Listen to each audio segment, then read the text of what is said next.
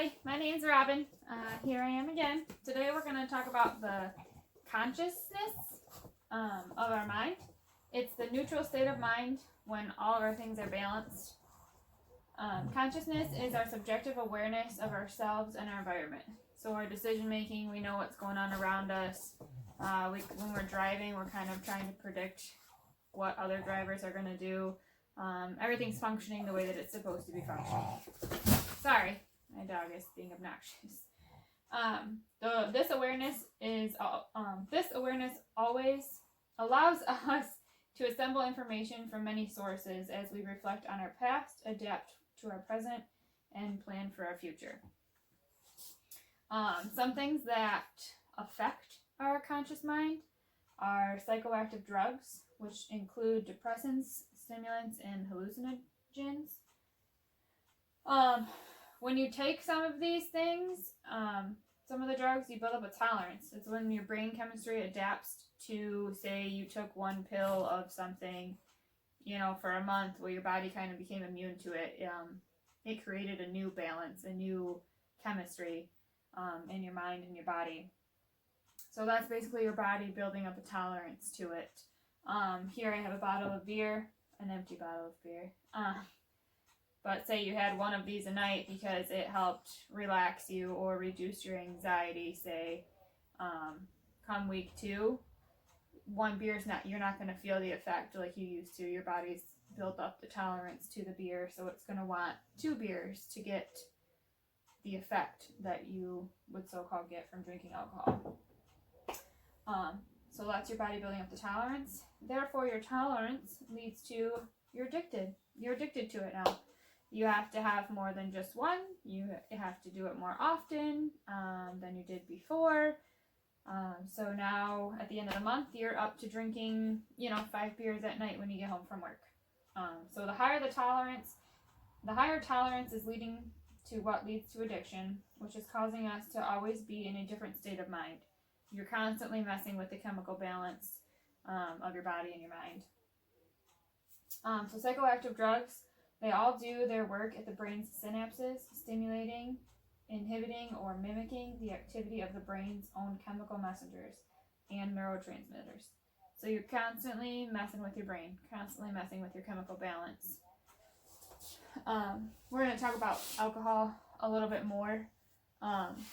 Did you know that girls and young women I did not know this, we have less of a stomach enzyme that digests alcohol,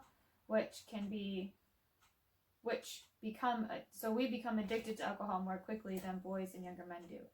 I didn't know that. So therefore that puts us at risk or a higher risk for lung, brain, and liver damage at lower consumption levels. So say 1 beer for a young woman could mean that a man could have 2 or 3, but that 1 beer is going to have just as much effect on us as the 3 beers on that young man. I did not know that. So we need to keep a healthy mind and a healthy body. This little graphic I thought was kind of cute. This half of the brain is a bunch of people just sitting at a desk, kind of gray and blue, like they're depressed. And this side is happy, green grass, bright, cheerful colors, kites flying, people laughing and giggling. The things that are inhibiting our state of mind are drugs. This is the most common. You have alcohol, which this is just a couple of the symptoms. Can lead to depression. Heroin also leads to depression, and people are doing these drugs because they're depressed. So now they're solving the problem on their own, which leads back to the whole definition of psychology, that there are counselors and there are people out there to help you. Stop trying to solve these problems on your own because you're drinking alcohol or taking narcotics or drinking caffeine or taking cocaine because you're depressed. Well, guess what? That's just messing with your state of mind, and you end up still being depressed in the end. It doesn't solve the problem. You're just trying to mask it and coat it with something else. Caffeine, it's super common. A lot of people drink it. They have their coffee, their energy drinks, but you do become addicted to it, and your body does become immune to the amount of caffeine that you give it. So caffeine needs to be in moderation. Yes, use it when you need it. But anyways, caffeine can cause anxiety and insomnia. Nicotine can cause heart disease and cancer. Cocaine can cause cardiovascular stress, and again, a depressive crash. And ecstasy causes dehydration and overheating of the body. So we don't want to mess with our conscious mind. God made us the way He did so we can function properly and be alert and be present and be where we need to be and do what we need to do. It's amazing the way the brain works. It's fascinating. And how just one little simple thing as one beer can mess with that. I also have a tin of dip, which is the nicotine.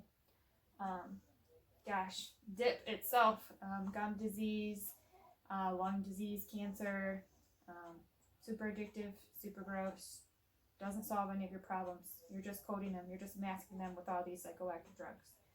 So, don't do them, stay away from them, educate yourself. I just learned that women don't create a stomach enzyme to help combat all of the alcohol, and one beer can give us problems versus 2 or 3 to a man. So do your homework, do your education, reach out to counselors, reach out to somebody if you need help. Don't resort to drugs. They're not worth it. They're just gonna, in a way, they could just ruin your life even more, or they could end your life. So be positive, get help, do what you need to do to have a healthy mind and a healthy body. If you have any further questions or want more information, you can follow my QR code down here on the bottom. And I will see y'all later. Have a good day.